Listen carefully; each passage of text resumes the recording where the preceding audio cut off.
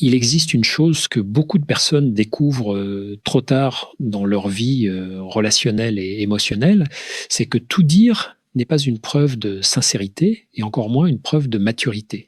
Pendant longtemps, on nous a fait croire que parler de tout, se livrer sans filtre, exposer chaque pensée et chaque émotion était une forme de courage. En réalité, cette exposition permanente cache souvent autre chose. Elle révèle une difficulté à poser des limites, une peur du silence, parfois même une recherche inconsciente de validation.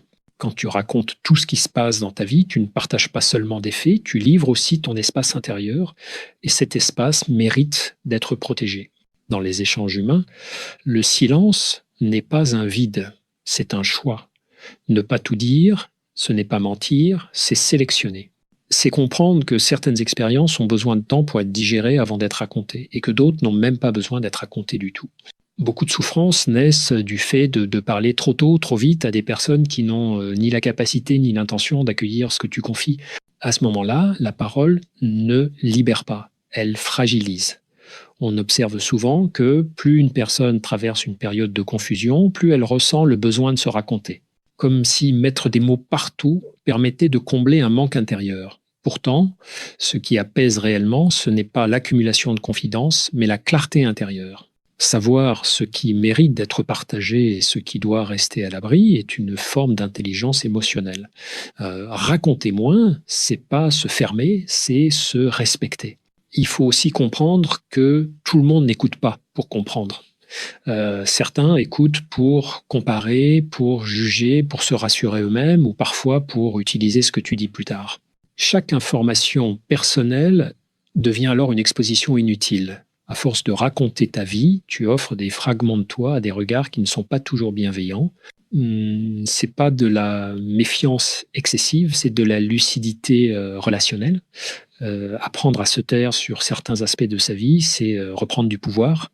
C'est décider que ta paix intérieure n'est pas négociable. Quand tu réduis le besoin d'expliquer ce que tu fais, ce que tu ressens ou où tu en es, tu te reconnectes à quelque chose de plus stable. Tu n'agis plus pour être compris, tu agis parce que c'est juste pour toi. Ce déplacement est fondamental parce qu'il marque le passage d'une vie tournée vers le regard des autres à une vie ancrée dans la cohérence personnelle. Ce besoin de raconter ce qui se passe dans ta vie est rarement anodin, il ne vient pas de nulle part. Très souvent, il est lié à une confusion entre proximité et exposition. On pense que plus on dit, plus on crée du lien, mais en réalité, le lien profond ne se construit pas sur la quantité d'informations partagées, il se construit sur la qualité de la présence. Il y a des relations où moins tu parles, plus tu es compris, et d'autres où plus tu parles, moins tu te sens en sécurité. Beaucoup de personnes confondent transparence et vulnérabilité maîtrisée. Être transparent en permanence peut devenir une forme d'abandon de soi. Chaque détail livré sans discernement enlève un peu de solidité intérieure. Car à force de raconter, tu te mets inconsciemment en position d'attente. Attente d'un avis, d'un conseil, d'une approbation ou parfois même d'une contradiction. Ton équilibre dépend alors du retour extérieur et non plus de ta propre boussole intérieure. Il est important de comprendre que certaines expériences ont besoin de silence pour se structurer. Quand tu racontes trop vite ce que tu vis, tu interromps souvent ce processus naturel d'intégration, tu transformes une expérience encore fragile en récit public, et ce récit, une fois exposé, n'est plus vraiment à toi, il est interprété, commenté, parfois minimisé ou déformé. Ce qui aurait pu devenir une source de clarté intérieure se transforme alors en confusion supplémentaire. Le silence dans ce contexte n'est pas une fermeture émotionnelle, c'est une maturation. Il permet de distinguer ce qui relève de l'émotion passagère et ce qui touche quelque chose de plus profond. Tout ne mérite pas d'être raconté au moment où c'est ressenti. Certaines choses doivent d'abord être comprises, digérées, parfois même transformées avant de pouvoir être partagées si elles doivent l'être un jour. On remarque aussi que raconter constamment sa vie peut devenir une manière d'éviter l'introspection. Parler occupe l'espace que le silence pourrait utiliser pour révéler des vérités inconfortables. Rester seul avec ses pensées, sans les projeter immédiatement vers l'extérieur, demande du courage, mais c'est précisément dans cet espace que se construit une stabilité émotionnelle durable. Celui qui sait se taire n'est pas celui qui fuit, mais celui qui écoute ce qui se passe à l'intérieur avant de chercher une oreille à l'extérieur. Apprendre à moins raconter, c'est aussi apprendre à mieux choisir à qui l'on parle. Toutes les relations ne donnent pas droit à l'intimité. Toutes les oreilles ne sont pas prêtes à recevoir ce qui est fragile. Poser cette distinction n'est ni de l'arrogance ni de la froideur. C'est une forme de respect envers soi-même. Plus tu sélectionnes, plus ta parole gagne en poids. Moins tu parles, plus ce que tu dis devient essentiel. Avec le temps, on réalise que raconter sa vie peut devenir un réflexe presque automatique. Dès qu'un événement survient, agréable ou difficile, l'envie de le partager apparaît immédiatement, comme si l'expérience n'existait pleinement qu'une fois validée par le regard extérieur. Pourtant, cette habitude affaiblit progressivement le rapport à soi. Plus tu racontes, plus tu déplaces le centre de gravité de ta vie vers l'extérieur. Tu te mets à vivre en partie pour être raconté, expliqué, compris, au lieu d'être simplement vécu. Il y a aussi une illusion très répandue, celle de croire que parler soulage toujours. En réalité, parler soulage seulement quand la personne en face est capable d'écouter sans juger, sans comparer, sans projeter ses propres peurs. Dans le cas contraire, la parole devient un fardeau supplémentaire. Tu te retrouves à porter non seulement ce que tu vis, mais aussi les réactions, les interprétations et parfois les maladresses de ceux à qui tu t'es confié, et ce qui devait alléger finit par alourdir. On sous-estime souvent l'impact psychologique de cette surexposition. Chaque fois que tu racontes une difficulté, tu la fixes dans un récit, tu lui donnes une forme définitive, alors qu'elle est encore en mouvement. Certaines situations ont besoin de rester floues un temps, parce que ce flou permet l'évolution. Raconter trop tôt, c'est parfois figer une histoire qui aurait pu se transformer autrement. Le silence laisse de l'espace au changement. Il est également essentiel de comprendre que tout le monde n'a pas accès à ton intimité émotionnelle. C'est pas une question de mérite moral, mais de capacité relationnelle. Certaines personnes ne savent pas contenir ce que tu leur confies. Elles le répètent, le banalisent ou l'utilisent pour se positionner. Apprendre à se taire, c'est reconnaître cette réalité sans amertume. Ce n'est pas fermer son cœur, c'est le protéger. Quand tu réduis volontairement ce que tu racontes, quelque chose change dans ta posture intérieure. Tu deviens moins dépendant du regard des autres. Tu commences à ressentir une forme de stabilité nouvelle. Tes choix n'ont plus besoin d'être justifiés. Tes doutes n'ont plus besoin d'être exposés pour exister. Tu développes une relation plus directe avec toi-même. Et cette relation devient une source de sécurité plus fiable que n'importe quelle validation extérieure. Ce silence choisi crée aussi un effet paradoxal dans les relations, que quand tu parles moins, tu observes davantage, tu vois qui s'intéresse vraiment à toi et qui s'intéressait surtout à ce que tu racontais. Cette distinction est parfois inconfortable, mais elle est profondément révélatrice. Elle te permet de faire le tri, non pas dans l'urgence, mais avec lucidité. Et peu à peu, tes relations deviennent plus simples, plus sincères, parce qu'elles ne reposent plus sur une exposition constante, mais sur une présence authentique. Il y a un moment charnière où l'on comprend que se raconter moins n'est pas une perte, mais un gain de clarté, d'énergie et de liberté intérieure. À force de verbaliser chaque détail de sa vie, on finit par se disperser. On cherche des réponses à l'extérieur alors que les bonnes questions se trouvent déjà à l'intérieur. Réduire la parole, c'est recentrer l'attention.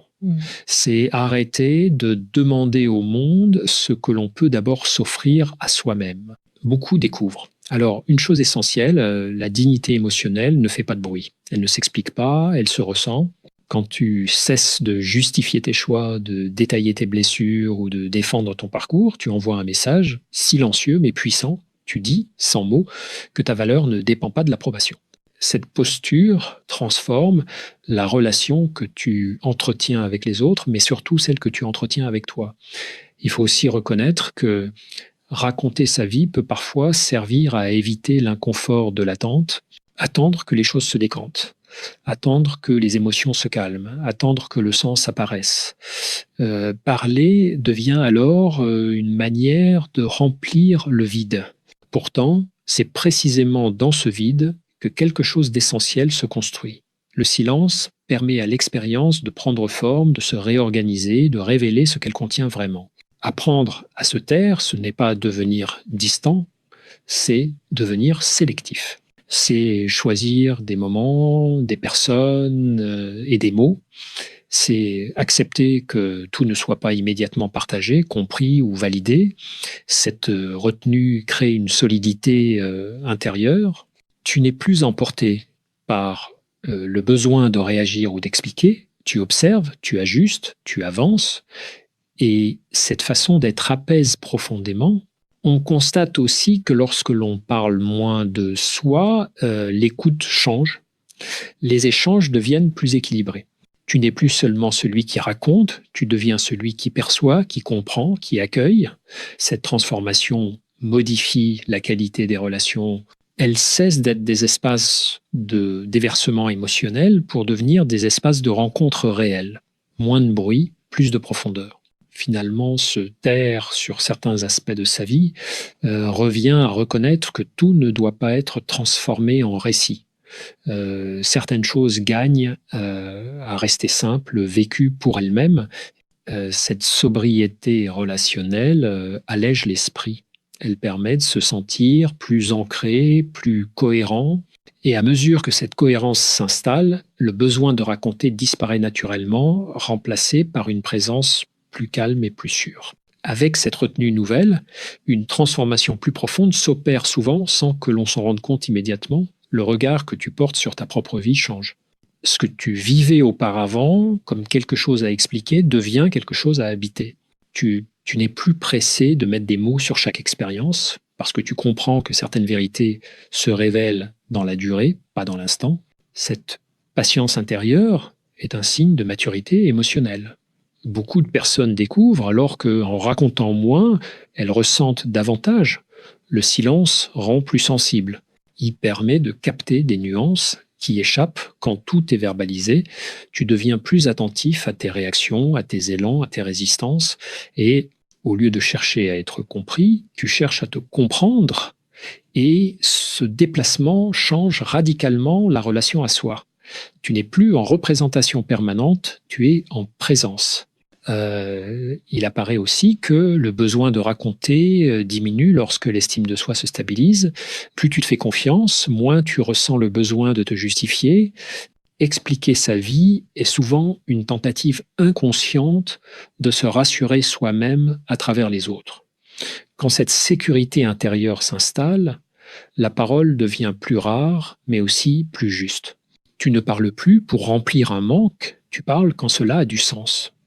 Ce silence choisi agit également comme un filtre naturel. Certaines personnes s'éloignent, d'autres se rapprochent. Celles qui avaient besoin de ton exposition pour exister dans la relation perdent de l'intérêt. Celles qui apprécient ta présence pour ce qu'elle est restent. Ce tri ne demande aucun effort volontaire. Il se fait de lui-même simplement parce que tu ne nourris plus les dynamiques superficielles. Tu laisses émerger ce qui est aligné. On réalise alors que se raconter moins permet de récupérer une énergie considérable. L'énergie qui était utilisée à expliquer, à justifier, à répéter est désormais disponible pour vivre, créer, ressentir. Cette économie intérieure apporte une sensation de légèreté. Tu n'as plus l'impression d'être constamment observé ou évalué. Tu avances à ton rythme sans avoir à rendre de compte sur chaque étape. Finalement, cette posture installe une paix discrète mais solide. Tu sais ce que tu vis et cela suffit. Tu n'as plus besoin de transformer chaque moment en histoire partageable. Ta vie retrouve une forme de simplicité. Et dans cette simplicité, tu découvres une liberté nouvelle, celle d'exister pleinement sans être constamment en train de te raconter. À mesure que cette façon d'être s'installe, une autre compréhension apparaît, plus subtile mais essentielle. Ne pas tout raconter, c'est pas seulement une question de protection, c'est aussi une question de timing. Certaines choses doivent être vécues entièrement avant d'être partagées. Quand tu parles trop tôt, tu cherches parfois à donner un sens à ce qui n'est pas encore clair. Accepter de ne pas savoir immédiatement, accepter de laisser mûrir, c'est une forme de sagesse. On remarque aussi que beaucoup de conflits intérieurs viennent du fait d'avoir trop parlé au mauvais moment. Une parole donnée sous l'émotion crée souvent des attentes, des malentendus ou des interprétations inutiles. Ensuite, il faut expliquer, rectifier, justifier. Le silence, lui, évite ces détours. Il laisse les situations évoluer sans les enfermer dans des récits figés. Ce qui devait se résoudre naturellement ne se complique pas. Dans les relations proches, cette retenue change profondément la dynamique. Quand tu racontes moins, tu observes mieux, tu vois si l'autre est réellement présent ou simplement curieux, tu perçois si l'écoute est authentique ou superficielle. Cette lucidité protège de nombreuses déceptions. Elle évite de confondre intérêt passager et véritable engagement relationnel. Le silence devient alors un outil d'observation, pas une fuite. Il y a également un effet intérieur très fort. En parlant moins de toi, tu renforces ton autonomie émotionnelle. Tu n'as plus besoin de t'appuyer constamment sur l'extérieur pour réguler ce que tu ressens. Tu développes une capacité à traverser les émotions sans les disperser. Cette compétence est précieuse car elle te rend moins dépendant des réactions des autres et plus stable face aux aléas de la vie. Beaucoup de personnes découvrent à ce stade que le silence n'est pas vide, mais plein de présence, plein de discernement, plein de cohérence. Il crée une distance saine entre toi et le bruit du monde. Tu n'es plus obligé de réagir à tout, ni de commenter chaque événement. Tu choisis ce qui mérite ton énergie. Cette sélection consciente allège profondément le mental. Progressivement, raconter moins devient naturel. Ce n'est plus un effort ni une règle rigide, c'est une conséquence directe d'un rapport plus apaisé à soi-même. Tu n'as plus besoin d'exister à travers le récit de ta vie, tu existes par ta manière d'être, par ta constance, par la qualité de ta présence. Et cela, sans bruit, se ressent beaucoup plus que n'importe quelle explication. À ce stade, une évidence s'impose avec calme. Quand tu n'éprouves plus le besoin de raconter ta vie, tu cesses aussi de chercher à la défendre. Tu n'es plus en lutte permanente pour expliquer tes choix, justifier tes silences ou légitimer ton rythme. Cette posture apaise profondément car elle te libère d'un poids invisible mais constant, celui de vouloir être compris à tout prix. Tu comprends alors que la compréhension véritable ne se réclame pas, elle se manifeste naturellement quand elle est possible. On observe aussi que cette retenue crée une forme de respect implicite autour de toi. Les autres perçoivent que ton espace intérieur est précieux, non pas parce que tu l'imposes, mais parce que tu le préserves.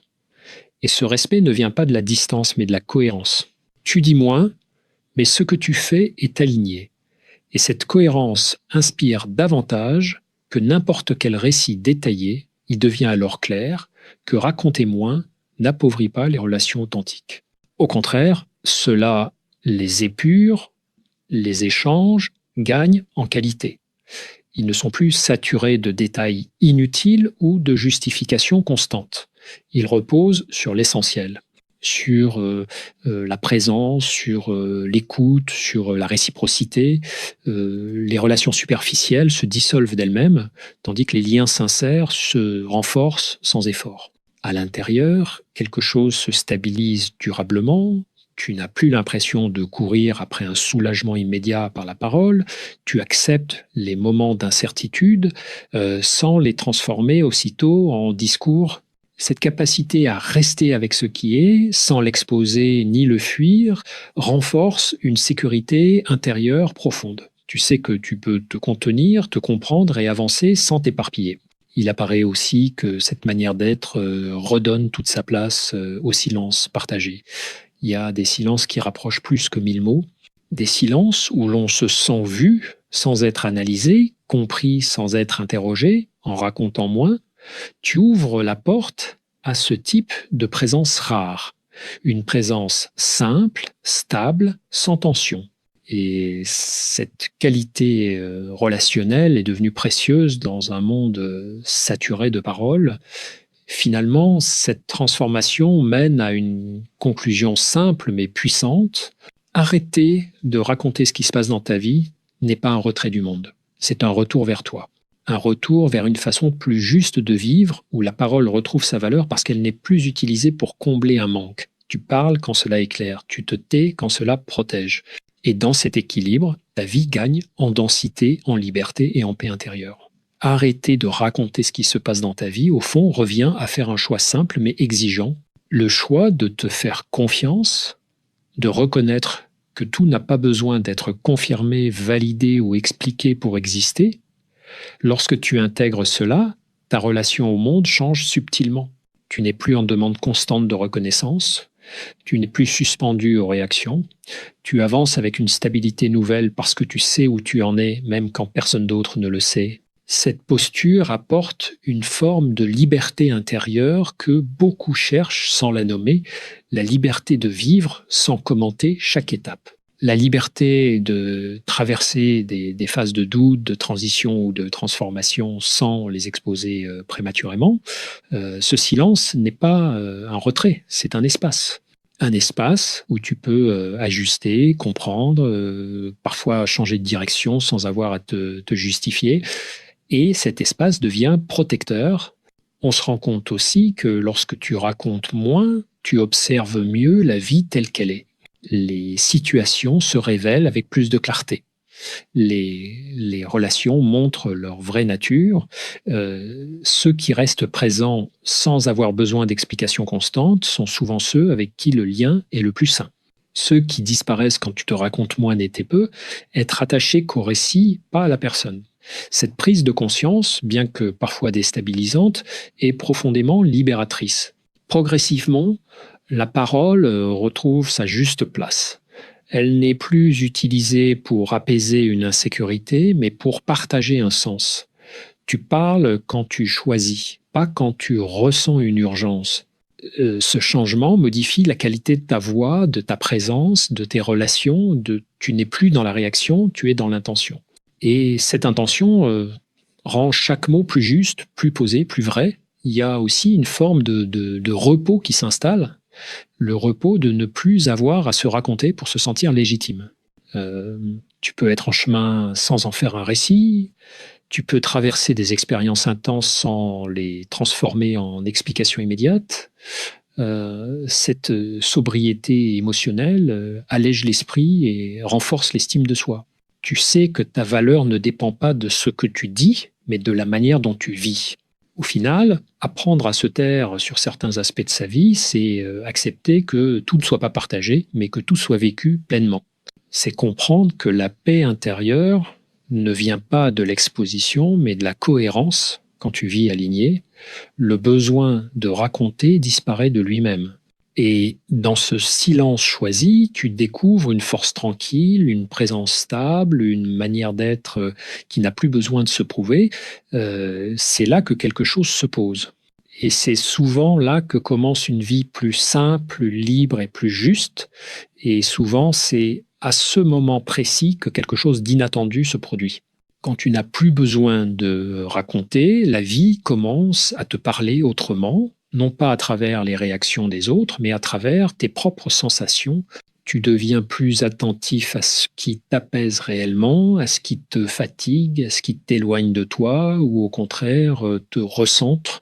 Cette écoute intérieure devient un repère plus fiable que n'importe quel conseil extérieur. En cessant de transformer chaque expérience en récit, tu te rends compte que beaucoup de tensions disparaissent d'elles-mêmes. Il y a moins de malentendus, moins d'attentes implicites, moins de déceptions liées à des interprétations. Tu n'as plus besoin de revenir sur ce que tu as dit, de corriger ce que l'autre a compris, de défendre une version de toi-même. Tu redeviens mobile, vivant, libre de te transformer sans devoir expliquer chaque évolution. Cette posture modifie aussi ton rapport au temps. Tu n'es plus pressé de conclure, de définir, de nommer. Tu acceptes que certaines choses restent ouvertes, qu'elles prennent forme lentement. Cette lenteur volontaire apaise profondément car elle rompt avec l'urgence émotionnelle. Tu n'es plus obligé de comprendre tout de suite ce que tu vis pour avancer. Tu avances et la compréhension suit. Peu à peu, tu découvres que le silence est un allié précieux pour rester aligné. Il te protège des projections, des comparaisons et des attentes inutiles. Il te permet de rester fidèle à ce que tu ressens vraiment, même quand cela ne correspond pas à ce que l'on attend de toi. Cette fidélité à toi-même devient une source de solidité intérieure. Tu n'as plus besoin d'être approuvé pour te sentir légitime. Il y a alors une forme de confiance qui s'installe, une confiance tranquille. Tu sais que ce qui doit être partagé le sera au bon moment, avec les bonnes personnes, et que ce qui doit rester en toi, il restera sans te peser. Cette confiance transforme la parole en un acte conscient et non en un réflexe. Tu parles quand cela relie, tu te tais quand cela protège. Finalement, cette continuité entre le silence et la parole redonne du sens à la manière dont tu te relis au monde. Tu n'es plus dans l'exposition, tu es dans la présence. Tu n'es plus dans la justification, tu es dans la cohérence. Et cette cohérence, même sans mots, se ressent. Elle attire des relations plus justes, des échanges plus simples, une vie moins bruyante mais plus vraie. Et dans cet espace-là, tu n'as plus rien à prouver, seulement à vivre. Et c'est précisément dans cette manière plus sobre de vivre que beaucoup découvrent une forme de maturité qu'ils n'avaient jamais vraiment connue. Une maturité qui ne cherche pas à impressionner, ni à convaincre, ni à séduire par le récit. Elle se manifeste autrement, dans la constance, dans la simplicité, dans la capacité à rester stable même quand l'extérieur devient instable, quand tu n'as plus besoin de raconter, tu n'as plus besoin de prouver. Et cette absence de démonstration devient paradoxalement très puissante. Tu remarques, alors que certaines inquiétudes disparaissent, l'angoisse d'être mal compris s'atténue, la peur d'être oublié perd son emprise. Tu comprends que ta valeur ne dépend pas de ta visibilité émotionnelle, elle dépend de la façon dont tu te respectes quand personne ne regarde. Cette compréhension change profondément la relation que tu entretiens avec toi-même. Tu te traites avec plus de douceur, mais aussi avec plus de fermeté. Il y a aussi une forme de responsabilité personnelle qui s'installe. En parlant moins, tu reprends la responsabilité de ce que tu ressens et tu ne cherches plus à déléguer ton apaisement aux autres. Tu acceptes que certaines émotions doivent être traversées, non commentées, que certains choix doivent être assumés, non expliqués. Cette autonomie émotionnelle est exigeante, mais elle rend libre. Elle te sort de la dépendance affective au regard extérieur. Progressivement, tu fais l'expérience d'un calme plus profond, pas un calme euphorique, mais un calme stable, celui qui vient quand tu sais que tu peux compter sur toi, quand tu sais que même dans le doute, tu ne t'abandonnes pas. Ce calme change ta manière de parler quand tu choisis de parler. Tes mots deviennent plus posés et plus rares, mais aussi plus justes. Ils ne cherchent plus à convaincre, ils expriment. Et c'est souvent à ce moment-là que les relations se transforment encore. Certaines deviennent plus vraies, plus simples, plus respectueuses. D'autres s'éloignent définitivement, non pas par conflit, mais par manque de résonance. Tu comprends alors que ce n'est pas une perte, mais un ajustement naturel. Ta vie relationnelle s'aligne progressivement avec ta manière d'être intérieure. Au fond, arrêter de raconter ce qui se passe dans ta vie, c'est accepter que ta vie n'est pas un discours, c'est une expérience et elle se vit avant de se dire, et parfois, elle n'a même pas besoin d'être dite pour avoir de la valeur. Quand tu intègres cela, tu avances plus léger. Tu n'attends plus que l'extérieur te confirme ce que tu sais déjà au fond. Tu vis simplement.